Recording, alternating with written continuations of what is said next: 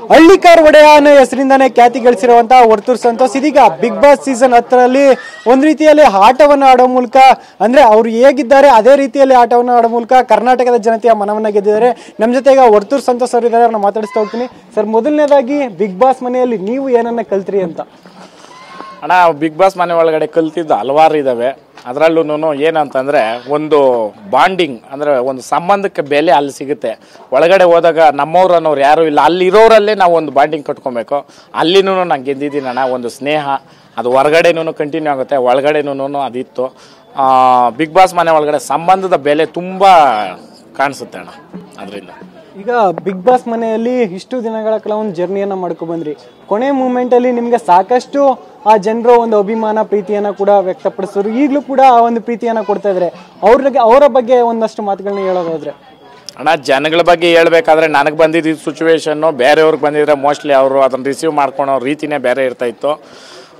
ನನಗೆ ನಿಂತು ಪ್ರತಿಯೊಂದರಲ್ಲೂ ಅಲ್ಲಿ ಸ್ಟೇಷನ್ ಹತ್ರನೂ ಬಂದು ಹೇಳಿದ್ರಲ್ಲ, ನಾವಿದ್ದೀರಣ, ಯಾಕೆ ಏನು ಯಾರು ಮಾಡ್ದಿರ ಇರೋದು ನೀನು ಮಾಡಿಲ್ಲ ಅಂತೇಳಿ ನನಗೆ ಉರ್ದುಂಬಿಸಿ, ಮತ್ತು ಒಂದು ನಮ್ಮ ಹಳ್ಳಿ ಕಡೆ ಹೇಳ್ತಾರೆ ಶಿವ್ ಕಾವಲು ಅಂತ, ಶಿವನ ಕಾವಲು ಥರ ನನಗೆ ಕಾವಲಾಗಿ ನಿಂತಿದ್ದು ಜನತೆ. ನಾನು ಯಾವತ್ತೂ ಅವ್ರಿಗೆ ಚಿರಋಣಿ. ಮಾತುಗಳಲ್ಲಿ ಪದಗಳಲ್ಲಿ ಇಷ್ಟೇ ಇದೆ ಅಂತ ಹೇಳಿ ನಾನು ಮುಗ್ಸೋಕೆ ರೆಡಿ ಇಲ್ಲ. ನಾನು ಸಾಯೋವರೆಗೂ ನಾನು ಅವ್ರ ಜೊತೆ ಇದ್ದು ಅವರಲ್ಲೇ ಬದುಕಬೇಕು ಅನ್ನೋನು. ಸರ್, ಈಗ ಹಳ್ಳಿಕಾರ್ ಒಡೆಯ ಅನ್ನೋ ಬಿರುದಿನ ಮೂಲಕನೇ ಖ್ಯಾತಿ ಪಡೆದಿದ್ರಿ.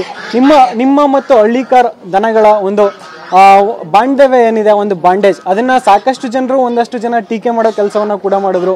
ನಿಮ್ಮ ಮತ್ತೆ ಹಳ್ಳಿಕಾರ್ ಈ ಒಂದು ಸಂಬಂಧ ಯಾವ ರೀತಿ ಇತ್ತು ಅಂತ? ಅಣ್ಣ, ಇವಾಗ ನೀವೇ ಕೇಳಿದ್ರೆ ಅವ್ರವ್ರ ಆತ್ಮ ಹಿಂಗ್ ಮುಟ್ಕೊಂಡ್ಬಿಟ್ರೆ ಅಣ್ಣ, ಹಳ್ಳಿಕಾರ್ ಬಗ್ಗೆ ಧ್ವನಿ ಎತ್ತದವ್ರು ಯಾರು ಅಂತಂದ್ರೆ ಒಂದು ಮಗು ಕೂಡ ಹೇಳ್ಬೇಕು, ವರ್ತೂರ್ ಸಂತೋಷ ಅಂತ. ಅದಕ್ಕೆ ಮುಂಚೆ ನಮ್ಮ ತಾತನು ಕಟ್ಟೋನು, ನಮ್ಮ ಅಪ್ಪನು ಕಟ್ಟೋನು, ದನ ಅಂತ ಕಟ್ಟೋರು. ಇನ್ನ ಸುತ್ತಮುತ್ತ ಗ್ರಾಮಸ್ಥರು ಯಾರೇ ಕಟ್ಟಿದ್ರು ಅವರು ಹಂಗಂತಾನೆ ಕಟ್ತಾ ಇದ್ದಿದ್ದು. ಇವತ್ತು ಹಳ್ಳಿ ಕಾರ್ ಅಂತ ಬರ್ಬೇಕಾದ್ರೆ ಹಳ್ಳಿ ಕಾರ್ ಕಟ್ರಿ ಮಾಡ್ರಿ ಹೇಳ್ರಿ ಅಂತ ಹೇಳ್ಕೊಂಡು ಅದ್ರನ್ನ ಅಲ್ಲಿಗೆ ನಿಲ್ಸಿಲ್ಲ. ಕಮಿಟಿ ಎಲ್ಲೋ ಜಾತ್ರೆನಲ್ಲಿ ಕಮಿಟಿ ಮಾಡ್ರೆ ಅವ್ರ ಮನೆಗೆ ಅವ್ರು ಮಾಡ್ಕೊಂಡು ತಿನ್ಕೊಂಡು ಎತ್ಕೊಂಡು ಹೋಗೋ ಕಾಲದಲ್ಲಿ ಇಡೀ ಜಾತ್ರೆಗೆ ಬಂದಿರೋ ದನಗಳಿಗೆಲ್ಲ 2 ಗ್ರಾಮ್ ಚಿನ್ನ ಕೊಡೋ ಮುಖಾಂತರ ಪ್ರೋತ್ಸಾಹ ಮಾಡಿದ್ದೀನಿ.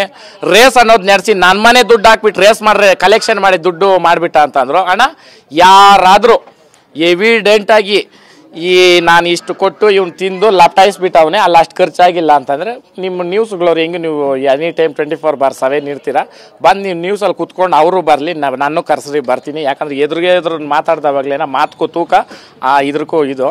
ನಾನೆಲ್ಲೋ ಒಳಗಡೆ ಹೋಗಿದ್ದವಾಗ ಮಾತಾಡೋರಂತೆ ಕೆಲವರೆಲ್ಲನೂ, ಯಾರ ಹೆಸರು ಅಂತೂ ನಾನು ಹೇಳಲ್ಲ ಅಂತ ಹೇಳಿ ನಾನು ಹೋಗಿ ಗಂಜಲ ತಗೊಂಡು ಬಾಯಿ ತೊಳ್ಕೊಂಡು ಅದ್ರ ಮಾಡೋ ತಪ್ಪು ನಾನು ಮಾಡಲ್ಲ. ಸೊ ನೀವು ಕೇಳಿದ ಕೂತ್ರ ಏನಂತಂದ್ರೆ ಅಣ್ಣ, ಹಳ್ಳಿ ಕಾರ್ ಅನ್ನೋದಕ್ಕೆ ನಾನು ಒಂದು ಪ್ರಬಂಧ ಥರ ನಿಂತು ಅದನ್ನ ಪ್ರತಿಯೊಂದು ಮಗುಕ್ಕೂ ತಿಳಿಸೋ ರೀತಿನಲ್ಲಿ ನಾನು ಶ್ರಮ ಪಡ್ತಾ ಇದ್ದೀನಿ. ನಾನು ಇನ್ನು ಪಟ್ಟಿದ್ದೀನಿ ಅಂತ ಕೂಡ ಹೇಳಲ್ಲ, ಪಡ್ತಾ ಇದ್ದೀನಿ. ಅದಕ್ಕೆಲ್ಲ ಜನ ಸಹಕಾರ ಮಾಡ್ತಾವ್ರೆ, ಅದಿನ್ನ ಮುಂದಕ್ಕೆ ನಡೀತೈತೆ ಅಂತ ಹೇಳ್ತೀನಿ ನಾನು.